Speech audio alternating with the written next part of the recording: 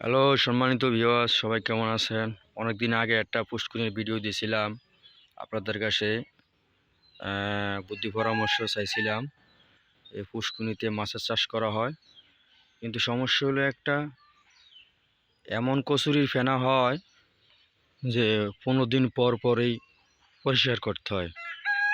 এখন আমার কাছে মনে হয়েছে আপনাদের কাছে বুদ্ধি পরামর্শ নেওয়া দরকার। যারা পুষ্কুনিতে মাছের চাষ করেন তাদের কাছ থেকে বুদ্ধি পরামর্শ নিব।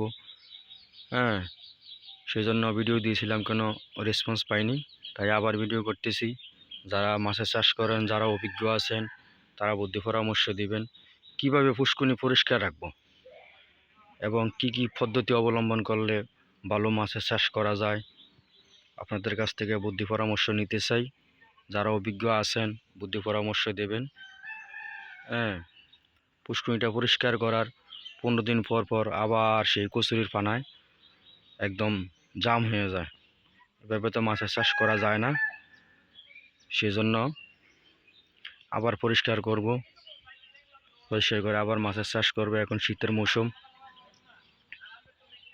তো সবাই জানাবেন, ভালো পরামর্শ দিবেন। ধন্যবাদ সবাইকে, ভালো থাকবেন।